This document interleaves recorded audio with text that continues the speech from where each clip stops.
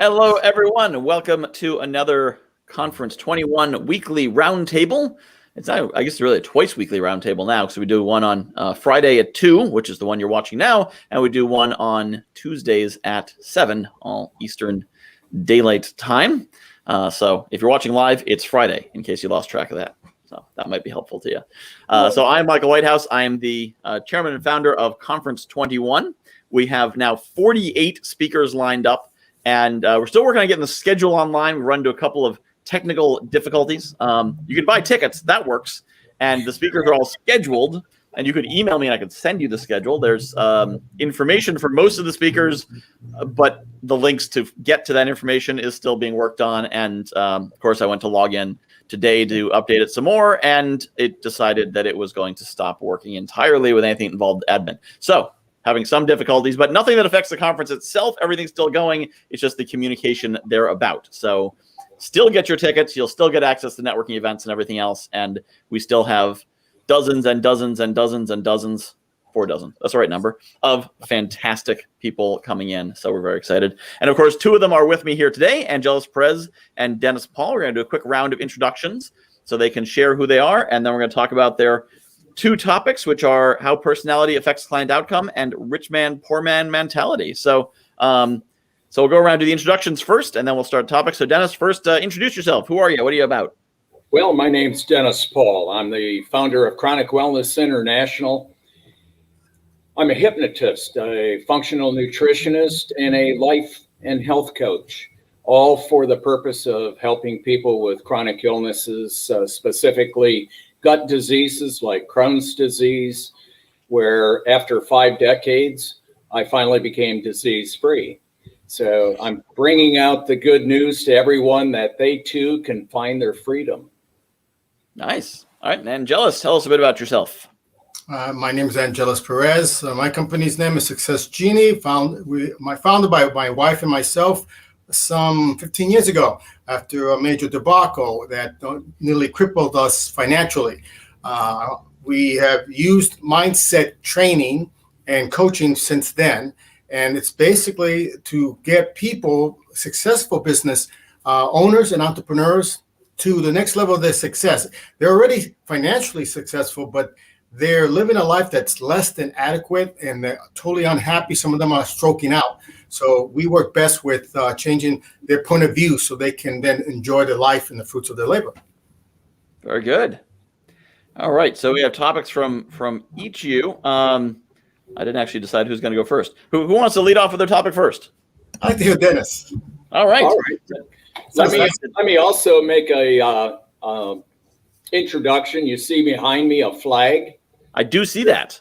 This week is the 6th anniversary of my father's passing away, and I received this flag from the United States Navy at his funeral. Wow. So it's one of those things that I keep treasured. So thank you, Dad. I look in the mirror every morning now and I go, "Oh, Dad, I didn't know you were gone."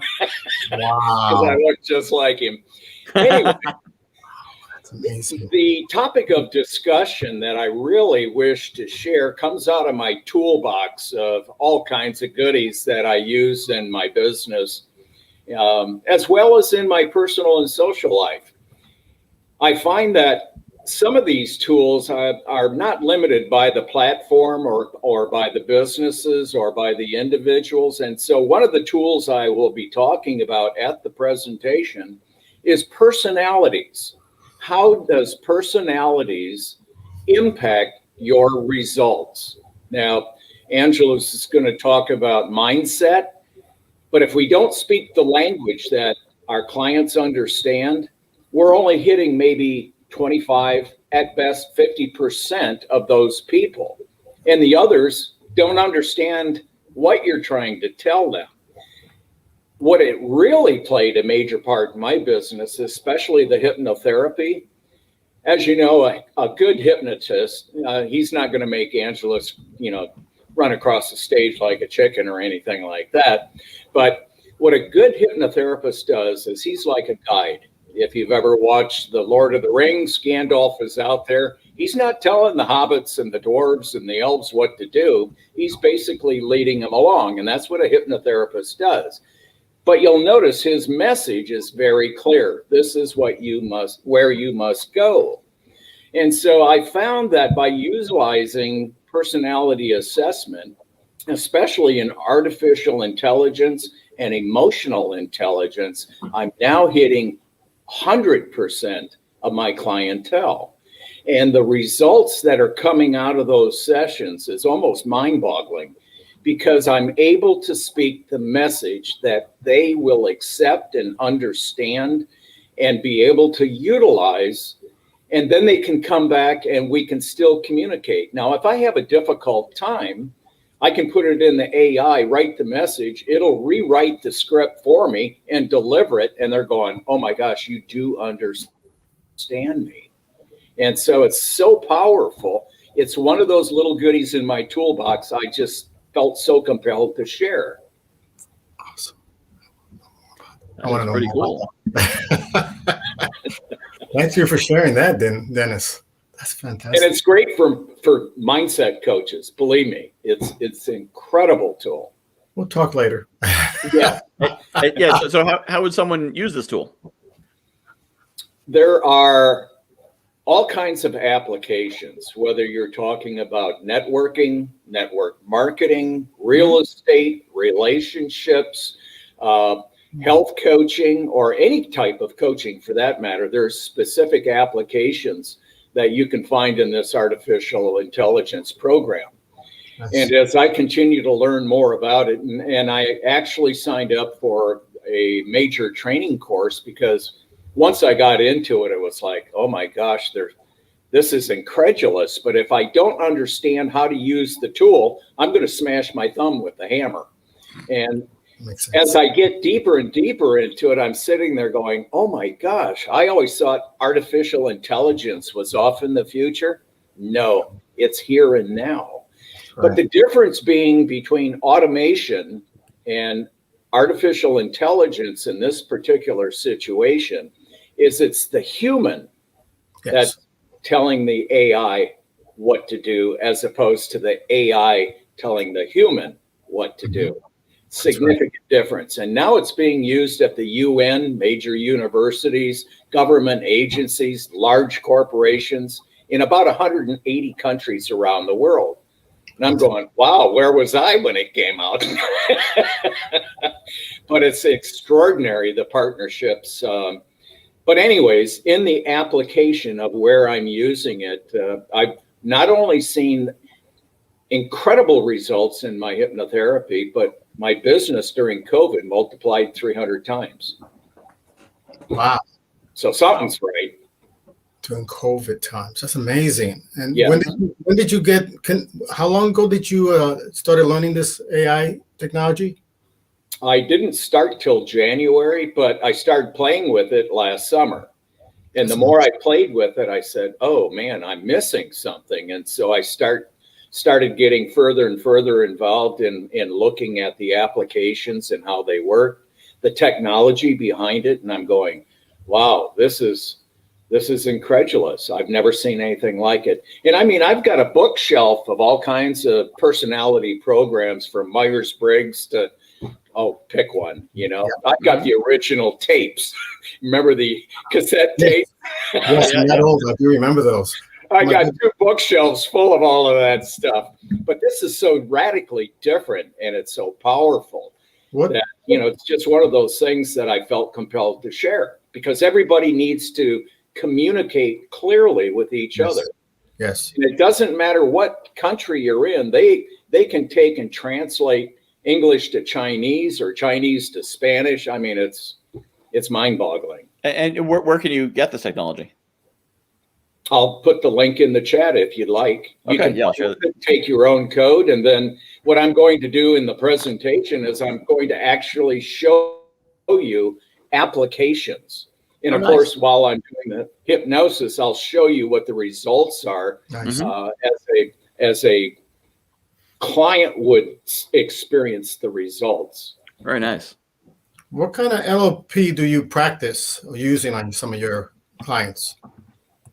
It's not NLP. This is a course that was developed by Gerald Kine over 40 years ago. And of course, when he was 12 years old, he started in hypnosis, and he worked with all of the old hypnotists. And as Gerald progressed, he even developed different modalities, where one of them that I work in is pretty amazing. It's actually a separation of the body and the mind, where you can go outside your body and find the answers that you're looking for, whether it be healing, whether it be, questions in life, mindset. It's just, it's exciting. I'm having a good time, and I'm supposed to be retired. It sounds almost like timeline therapy, the way you describe it. I've heard of something similar, but I find it very amazing how the technique actually works. You can't explain it. It just works very well. Well, if you understand the different levels of the mind, of the brain, okay, you've got the conscious level, the subconscious, then you have the unconscious. And in the unconscious, your body's still functioning, your immune system's still working. But then you go below there, now you're in the L-stale. And that's like the basement. And once you're at the basement, now you can go in this high technique where you can do the mind-body separation. And a lot of people are working in this field now, and they're finding incredible healing processes taking place. Exactly. I've seen it used successfully with a lot of my clients, and it's an untapped research that's still growing, even though other people have discovered it long ago. It's finally getting its day in court. Well, it's going to really have the judge out of his seat, because there's been a 3-year research study at the University of Zurich, first one of its kind, where they took, in a controlled environment, 50 people. And then they had 12 hypnotists, all trained the same way, same modalities.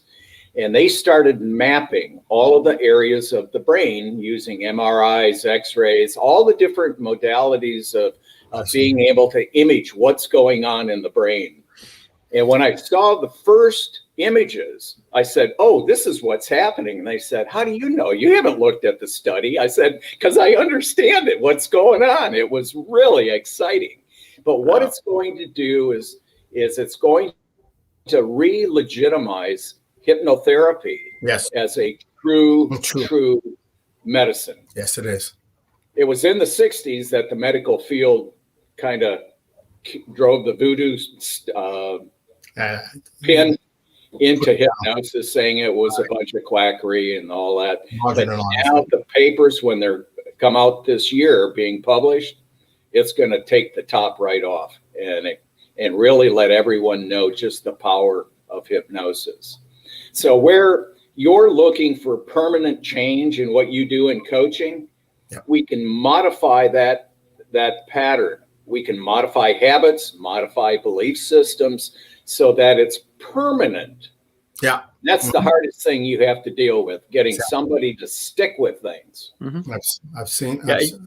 It's always made sense on that there should be a way to kind of get into the code and make changes, as opposed to doing it from the interface side, which is where most things work. And I think some of the reason that hypnosis was pseudoscience is that it wasn't science. So somebody may have intuitively figured out a way to make changes and heal, but did they actually know what they were doing? Could they teach someone else to do it? If someone is doing something, are they doing something that's legit, or is it just something that sounds nice? So having the studies behind it lets you determine, just like with doctors. 200 years ago, there were doctors who made people better and doctors who made people dead. And you couldn't tell which one was which because they were both called doctors. Go back to Hippocrates. They thought what he was talking about was voodoo science again. Yeah, exactly. And, of course, those were all the people from the Flat Earth Society, but they had a global conference last week. So, it's interesting, but, we're looking at times now when we have to take a natural approach to healthcare, because the conventional medicine is not preventive. It's reactionary. Right, exactly. But if you can take a preventive caution to keep your body optimized. That's right. I'm 68, actually 35 times 2, but I'm almost there. But, the longer that we live, we don't want to live in a wheelchair or in a bed. No, I want to be active. I want to be going and doing and traveling and having a good time, doing everything I always wanted to do. So it's imperative that we take a proactive approach to our own health. Boy. You can't rely on the government. You can't rely on pharma. You can't rely on insurance. It's your own responsibility. Well, in the past, before the 20th century and Big Pharma, we were all taking care of our own needs. People were not just farming their own lands but they were making their own medicines. And when you had a specific individual that was classified the medicine man or the doctor, they were only respected by the results, not because they had a title. So, and I know I have some friends who live in Italy now, and it just blew my mind when they told me, yes, before we get on Zoom, I have a doctor's appointment. So once it's done, we'll get on. It's like, where are you going? Well, how long will it take you to get back? Goes, no, the doctor's coming to the house. I'm like, what are you talking coming to the house? They do doctor's visits to the house? Goes, oh, yes. And if they don't take care of you correctly, you don't pay them. I'm like, this is the 21st century. Did I just hear what I like? What? That's fantastic. House calls and you don't pay unless they do. They make you feel better. And I'm like, it's America. One of the problems with the system we have is it separates everything out and separates the responsibility. Yes. And so, but my background is my degree is in economics, and so I look at kind of what are the systems, the incentives they create, and health insurance. The incentive for the health insurance company is that you stay healthy or die fast. The one thing they don't want is for you to die slowly. That's but right. I've always thought that a simple solution to the healthcare system would be require all health insurance to include disability and life coverage. So if the person can't work or they die, it costs the money. So if you know, and you know, a $1 million term policy is actually pretty cheap, below a certain age. Yes. And so if the insurance company knew, well, if this person dies, it's going to cost us $1 million, and there's experimental treatment that costs $50,000. Let's give that a shot. Let's try that one out first. Yeah, let's see if we can keep that economics to explain the necessity to keep us healthy. I mean, you're making it give them a reason why to keep us healthy, and economically, then that's all to be focused on. And that's they'll pay for a drug that requires another drug that requires another drug that requires another drug, but they won't pay for something that actually will help the person's body to heal. Yeah. And you mentioned one thing, Angelus, go back to the American Indians. Those medicine doctors knew their stuff. Exactly. Well, guess what? Fast forward, we're medicine doctors. That's really what it boils down to. And we're not using voodoo science as they analyze different characteristics of plants.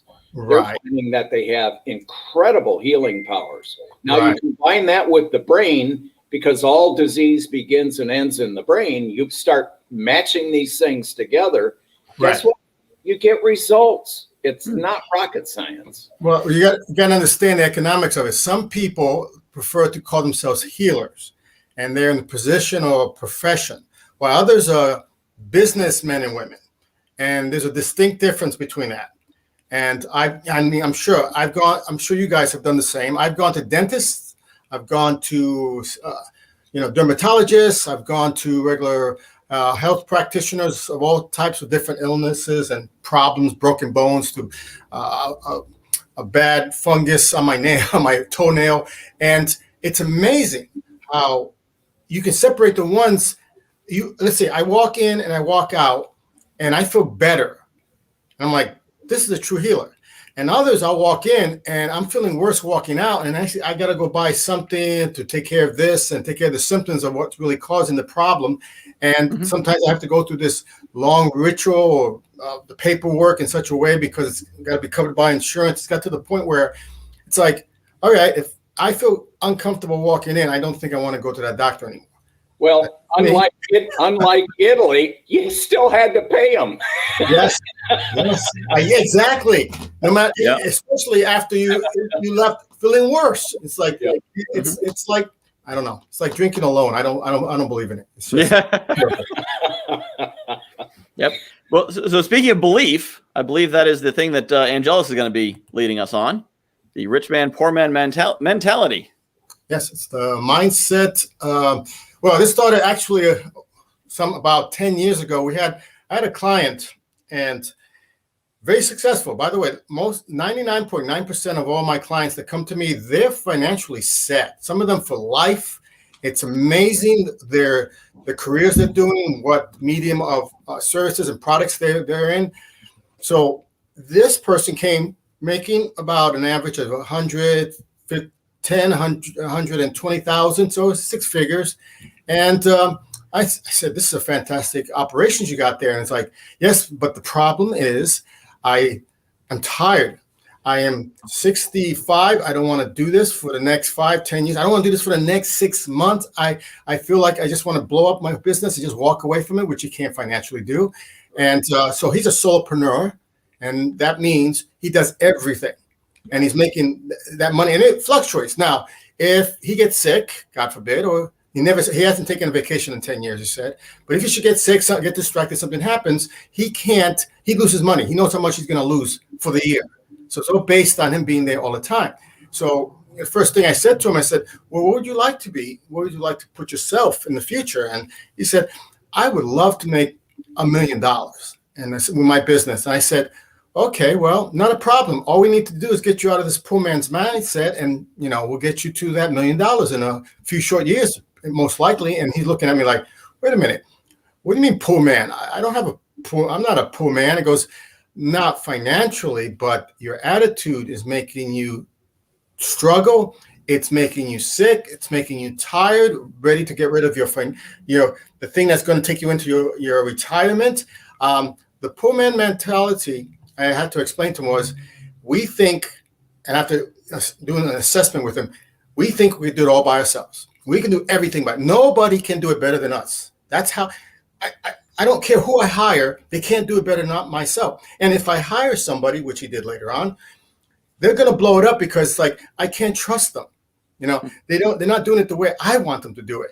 And I said, that's a poor man's mentality. Every self-made millionaire, every company that makes it to its first million and beyond, to the 7th figure and beyond, they have learned that they have to delegate the work out. It might have started with a solopreneur, but then it turns into an entrepreneur. An entrepreneur, the difference between the two is they start putting 2 parts to the self. And this is what makes a rich mentality, a rich man's mentality. They put one side, they have a staff, employees, laborers, whatever, for whatever business they're in. Then they have to learn how to manage these people and learn how to delegate work that they did all themselves before that. Then you want to do what I call the Ford process. We know who Ford is. Henry Ford, the one who made the cars and the vehicle. He was revolutionary in his time, but it wasn't because of the car he was making. It was his rich man mentality. He would surround himself with people, professionals, smarter than him in other fields, better engineers, better accountants, better financial advisors. So these were all people far superior to what he was able to do. But he would make the final decision by listening to them and going, okay, who's got the best? Who's going to be Gandalf today and give me the next best idea to go forwards with? So we call this in my company the dream team. So you got your staff and you got your dream team. Then you learn how to manage both of them, keep them both accountable, and communicate to them both. You will reach $1 million through your company very easily. And so the long story for this client was he got to about 600,000 plus, and he stopped there and I said, wait, I thought you wanted to get to $1 million. He goes, I'm happy with this. I used to make, for the last 10 years, I was making, a little over $6,000 by myself. Now I'm making over 600,000, and I'm taking 2-3 months long vacations to visit my family down south. And when I come back, my company's making more money than when I'm there. So he said, the prerequisite for my success is I got to step away. So this is the mentality. And the funny thing about it is it was taught to me in the 70s. Oh boy. Yeah, showing my age now. By my good father, who came to me one day as a child. And I know you're going to remember this. For you millennials, go Google it. I'm not going to go into details. But it was Earl Nightingale to Conan, I forgot the company's name, the Field of Diamonds, I think it was called. And this was like the first. Nobody knew how valuable and how progressive this first cassette, not CDs or DVDs or, digital. It was cassette on how to improve ourselves. The first self-help manual book, audiobook. And he gave me this whole course on it. It's like, here, son, maybe you'll like this, because I was very cerebral back then. I was just taking in all information. And I said, this is great stuff. This is brilliant. Who gave you this? Oh, well, they gave it to me at work. And I said, really? I love your job. I mean, this is fantastic schooling. This is nothing they're going to teach in school. And so he said, I asked him, why did they give it to you? He goes, well, I have to go through that course and understand it before I can become a manager. They want to make a manager out of me. That's the prerequisite. I'm like, why are you giving it to me, Dad? And he's like, well, I don't believe in that stuff. That's just mind washing, brainwashing stuff. That's his exact quote. I'm like, and I said to him a very distinct response that just got him upset. And I should have, in hindsight, I thought it was brilliant, but back then it was, you should never do this. You haven't listened to the tape yet, so you didn't know. No, I said, Dad, if your brain wasn't dirty already, you wouldn't need any brainwashing. So you really need to get your brain washed. I didn't get too far with that, but hey, so the long story to this, my father never went through the course, and the management looked at that as, okay, he doesn't have the right stuff. He doesn't have the ambition. He doesn't want to be a manager. He never became a manager. If he had done this course and became a manager, his workload would have reduced. And because he was a laborer, painter, and these robot machines back then, and he would have had people underneath him, and his salary would have doubled, if not tripled, over time. And I asked him, don't you ever want to be a manager? I said, why? It's too much work, too much responsibility, this and that. And I'm like, actually, if you listen to the Field of Diamonds, it'll show you that, no, it's less work. But he didn't take the gift that was given to him, but I did. And after that, I started saying, is there any more stuff like this out there? Which there was almost nothing. In fact, there was nothing. This was the beginning. But I've kept that in mind, because later on, it won't be like years later. I know some people have read the book by Robert Kiyosaki, Rich Dad, Poor Dad. I'm not, saying I'm not endorsing the book, but I remember when I read that years ago, where he also talked about the rich mentality and poor mentalities of his two fathers, adopted and real. Then I read the book Napoleon Hill, another good book for business owners, and it also talked about how Carnegie would, get this individual named Napoleon Hill and pay him to do a survey for, I think, 20 plus years, and he came back saying the reason why most Americans are not wealthy, and a few are very wealthy, and some of them are not even from America, is one has a poor man mentality, one has a rich man mentality. And then later on, it came out a wealthy person financially sick could have a poor man's mentality. So when people come to me and they're already successful, they're usually because they have a poor man's mentality. They have that attitude that if I can't do it myself, if they can't read my mind and just do it the way I want them to do it, they need to read minds. I said, no, you got to explain it to them. You don't read minds.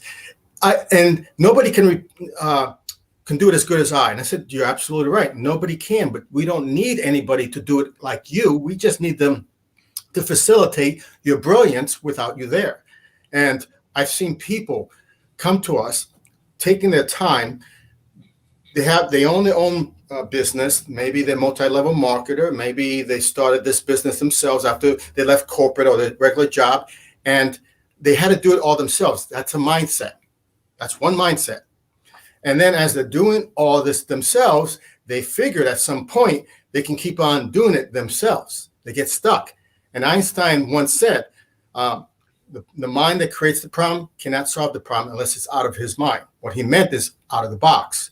And I think he lived up to that saying, because he basically created, a field of relativity and the theories of relativity. And at the end, he kind of went mad.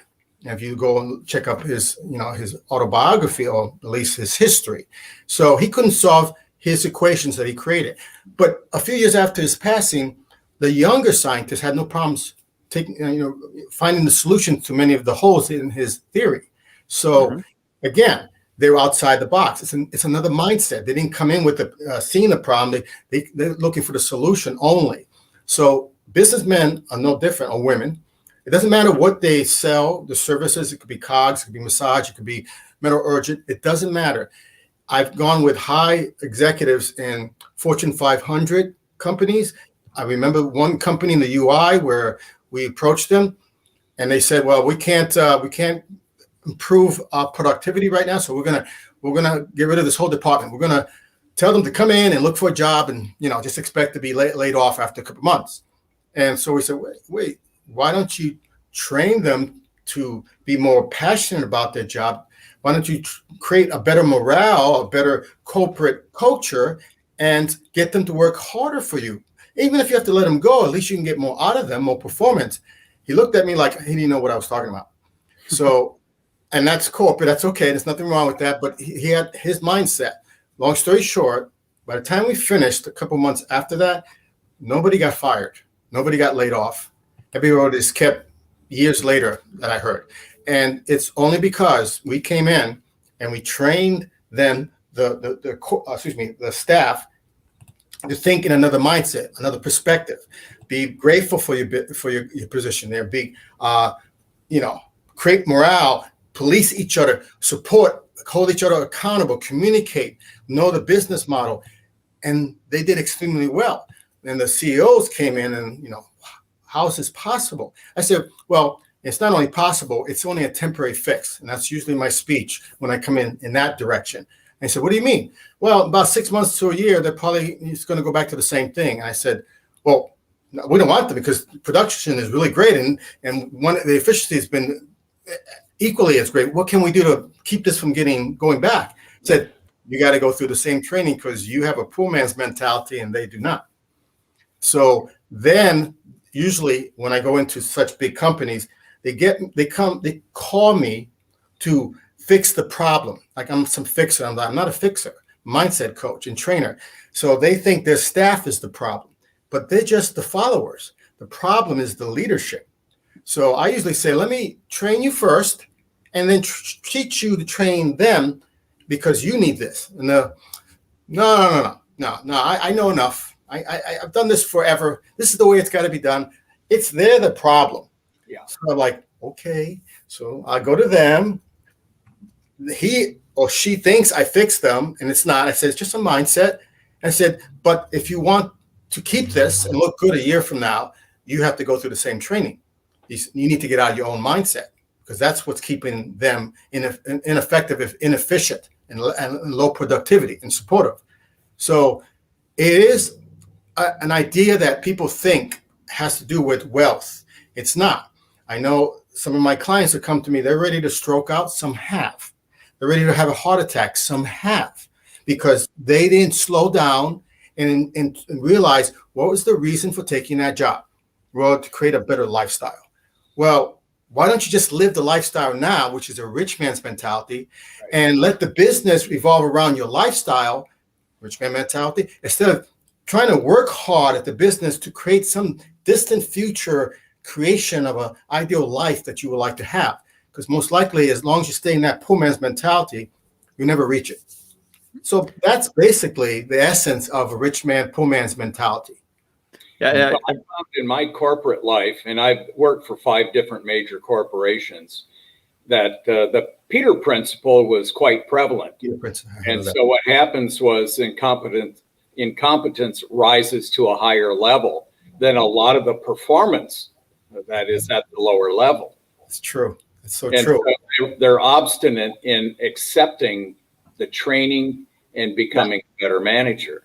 Yes, and they're obstinate, Dennis. You're right, because their mindset is kept them there. It's like people will look at me. It's like, I have a bad mindset. I go, no, you have a great mindset. It's got you to where you are. The only difference is that you're attempting to make a new change in your life or your business, but you're not changing your mindset. So if you were taught that I have to do everything when I first start this out, nobody's taught you from the beginning that at some point in the future, the plan is to give it to somebody else. And that's just a simple mindset that people, I deal with the solopreneurs, entrepreneurs, small companies, and they'll come say, I can't, it's like, it's a small mom and pops, and they hate me. They think I'm a monster. And I said, well, and I wanted to also pick up on one thing you talked about with the solopreneurs. When it comes time to go sell their business, they can't, because they are the business. There you go. So there's no value unless they continue in that role. That's exactly what I was saying with my first client. If you want to sell this for your retirement, which is the ideal reason a person will create a business, right? You want to stabilize it, scale it up, and then sell it. But a poor man's mentality can't, because they are, like you said, the business. They leave the business dies. My wife had this conversation with me a while back. Said, listen, we both founded the company, but she spearheaded for a while after a slight debacle we had about 15 years ago with a partner. Now, she really, you see her almost everywhere when it comes to Success Genie. She's only now saying, well, you're equally responsible, but I don't have enough videos of things that we've got to change that, put you in there. But she asked me, after we took a look at her intellectual property, it's worth a lot of money. And she said, if I should pass before you, will you continue the business? I said, you crazy? Continue the business? I am the business. It's like, it doesn't matter if your face on the right. My mentality is, I'm going to continue until the day I die. Now, do I have to do it? No, because I already know that if she should pass before me, I could sell off Success Genie to such a degree, and I will be okay. But I have a choice. Big difference. I have a choice. And I told her, what would you want me to do? I said, I'd like you to continue it. It's like my legacy to go on. I said, well, you have to then set it up so it doesn't require just me to keep it going. Remember, it's the mindset. Said, you're a coach, you're a mindset coach. You need to set up your business. Since we both found it, but she was spearheaded. I said, this is her mind child. You need to make sure if something happens to me, you don't have to work to death. You can sell or at least walk away from this and it's still working. So she's like, oh, yeah. What's really interesting is the fact that we have to be our own best testimony in whatever we're doing. So in mindset coaching, you have to establish that fact that it's not about you. Yes. The business. Exactly. And just like me, it's not about me. It's about, being able to take a number of people and replicate what we do. Exactly. And of course, you hear all the greats talk about replication and leverage of time. I mean, those are really, things that I learned years ago before all the big speakers got the big bucks, Exactly. But it's true. You have to be your own best testimony. You got to sell yourself first before you sell other people. Exactly. So I want to touch on something else you mentioned, about living the life you're trying to build now instead of later. I fell into that trap a few months ago. We recently bought a house, which was kind of one of our big dreams. But I'm trying to build a business. I really started what I'm doing last July, so there's still a lot of figuring it out and going. And so I'd have this mindset of like, if my wife wouldn't do something that's actually going to do laundry, housework, whatever, and I had to do it, then I'm like, oh, I don't have time for this. I need to work on the business. Or my daughter would want my attention, and I'd be like, oh, she's distracting me from the business I need to build. I need to build this thing, and she's distracting me. And then I finally sat down. Actually, as another coach took me through the 7 levels deep process, which is where, you say what you want, and they say, okay, if you had that, what would you have next? If you had that, what would you have? If you had that. And I went all the way down. When I realized I got to the bottom is, well, then I'd have time to spend with my wife and my daughter and build that life. And suddenly I'm like, wait a minute. So when I'm working and she interrupts me, that's the thing. The work is the interruption. Yes. Now, it's a necessary interruption. It's going to interrupt a lot of the week. But when I flip that, I'm like, oh, I get to spend time with her. And the cost of doing that is doing the work. And all of a sudden, the way I approach my wife is differently. The way I think about what she's doing is differently. I'm now focused on the things that are going right and the things that are good, and not so much. And she hasn't changed, and she looks exactly the same objectively. And yet I appreciate her more, and I see her differently, and it's just so much.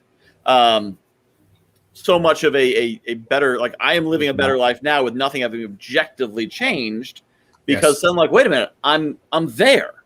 This is exactly. This is what we're working for. We have the house, we have the family, we're good. We do that with Michael. We do that. We call it the onion layers, and we get, what is it that you're here for? What do you think your business is going to give you? And they'll say, well, I want more money, or this and that. Usually more money, some stupid thing like that. It's a mindset everybody seems to have coming. And I say stupid not as a judgment. It's like, it's dangerous. So I said, if you had all the money in the world, if you had everything you needed, what would you do right now? Well, I mean, what would you be doing socially? Do you go to church? Have you been to church? So you're telling me you want to go to church, but you haven't been because you're so busy.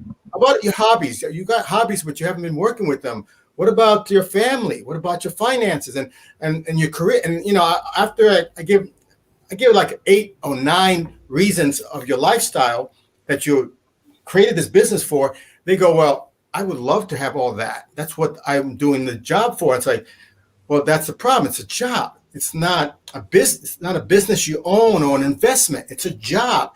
You just traded one job for another job. It doesn't matter if you went from a corporation to solopreneur. That's still a job. Now you need to wrap the lifestyle around the job. And I've had one of my clients, he was saying the same thing, busy. He got it. Everything's a distraction, his family, his kids. And then he loves to make beer. I said, you make beer? He goes, yeah. Wow. So I helped him finance a small section of his basement, put some refrigerators and stuff, and he just went crazy on it. And now, long story short, he says, if I don't make beer, I lose money. I said, brilliant. So if I'm making beer in my basement for fun, and it's just for fun, it's not for selling, he actually does better in his business. And it's like, well, what's the difference than before? It's like, before I saw the business as the only thing. And these things are in hopes or distractions, like you said, Michael. Now, the business, if you're focused on your family, you did it with the house, Michael, you did it with your kids. But before you had your kids, it didn't matter what. You didn't have a plan, even though you might have had plans of how you're going to take them to school and maybe have some money put aside for them for college or whatever. You didn't know the detailed day-to-day plan. My father-in-law said it best. After my wife was born, he waited there for a while. I said, why did you wait there for a while? I was looking for the instruction manual to come out. It never did. So I had to wing it. But he did whatever it took to make sure that my wife and her sister were taken care of. A self-made millionaire told me that back in the 90s. He says, if you treat your business, like it's secondary to everything else, and you focus on your life and making sure that the life produces, this is a bonus, the business is the bonus, then you will be successful in whatever you do. But if you see it, you have to take care of this first. You may die of a heart attack. It's so funny he said that. This is a nice heart attack and a stroke and never get to your dream. And a lot of my clients have had, thank goodness, they survived heart attacks and strokes. And not to forget this, very important. I have one good friend, my wife and I. His name is David. Kind of bothers me. I'm sorry. Successful man. Okay. Just about to get married. He's engaged. Beautiful opera singer. He's the pillar of his community in a small town up north of Connecticut. He's going to be bringing in business to this community. Everybody loves him. He is just, successful socially, financially, hobby, everything in his life. So looks. And one day he was driving down the Mayor Parkway and he decided, well, I can't take it anymore. And he drove his car into a stone wall and killed himself. And when in hindsight, I found out that he had a demon that was driving him insane. And the demon was that he had an ex-wife who was a psychiatrist and very brilliant woman. She more or less hated him and was using the kids that they had against them, and said, if you want, it's weaponizing the kids. If you want to have this access, you have to make more money and this and this and that. And he was basically telling him he had to do things that he never wanted to do, or else he won't have, access to his kids. And he just couldn't do it. And this poor man, this wonderful person, this human being, decided suicide was better. Poor man's mentality will have you commit suicide. And I didn't even know Michael was under that much emotional distress. And I'm a person who suffers from depression since I was born with it, and I manage it very well without drugs. Okay?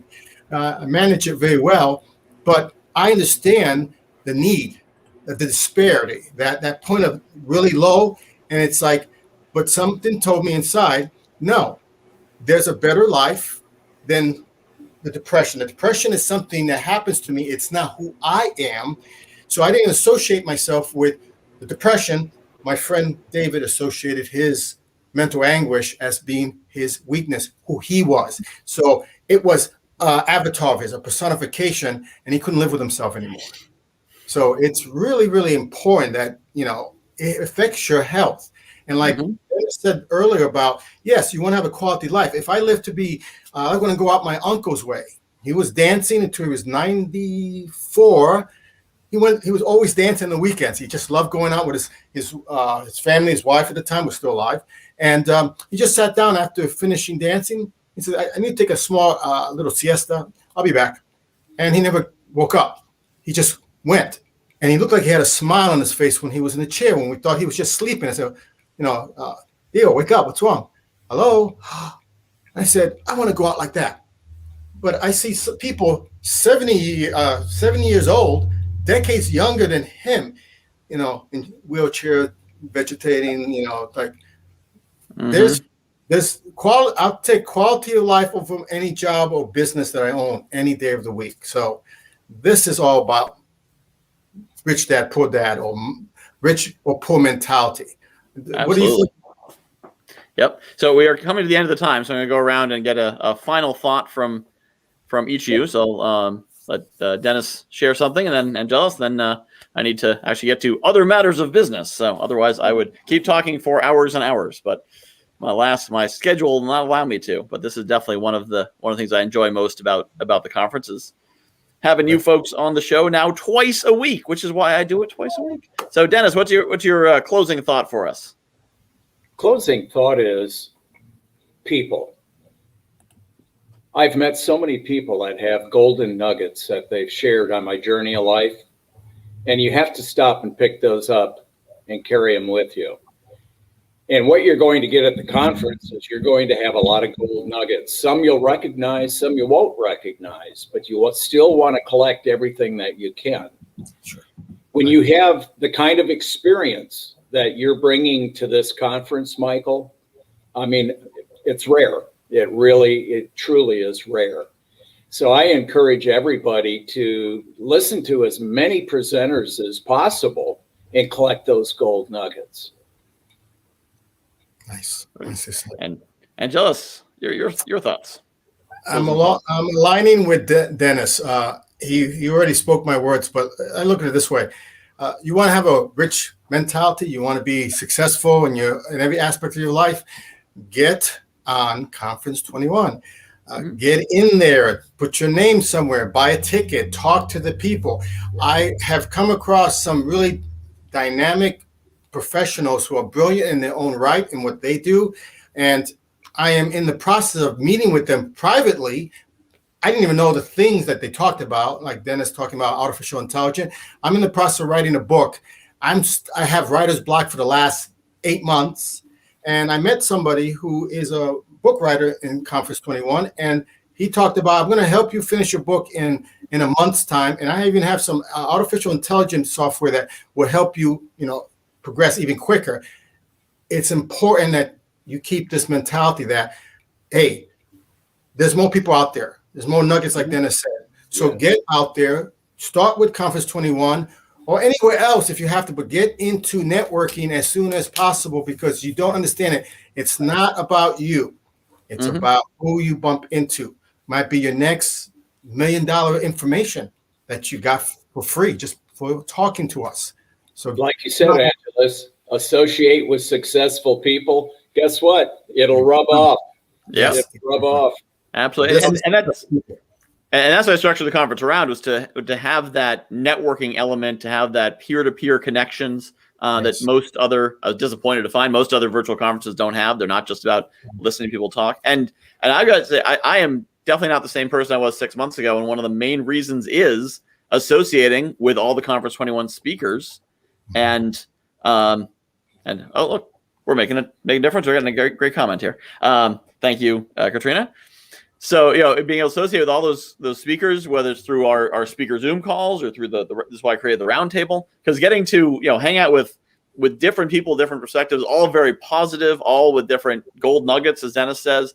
I've been the primary beneficiary of this because I get to be surrounded by all of you and talk to you all the time. But my mission in building the conference is to, as much as possible, share the experience I've had running it with the people who are attending, and not just on May 21st, 23rd, but at the networking events, through the roundtables, through everything else that brings everyone together. It's just been a great, great thing. And I hope many people will join us. And as I said, the website is, we're having some challenges, but the front page works, and that's where you need to buy a ticket. So go there to conference21.com. It's only $21, and that will get you in, and you'll be able to navigate around once you're in there. So that's why the platform's great. It's just the scheduling site right now that we're still working on, but they're all amazing. It doesn't matter which talk you go to, you're going to learn something from any one of them. So, well, thank you, Dennis, and thank you, Angelus, for being on here. It has been fantastic as always. Good to have you here, and have a wonderful weekend. Yes, be well and prosper. Got it. Thank you. See you all soon. There we go. Yeah. There you go. Nice. Ow. Have a great weekend. Have a great week.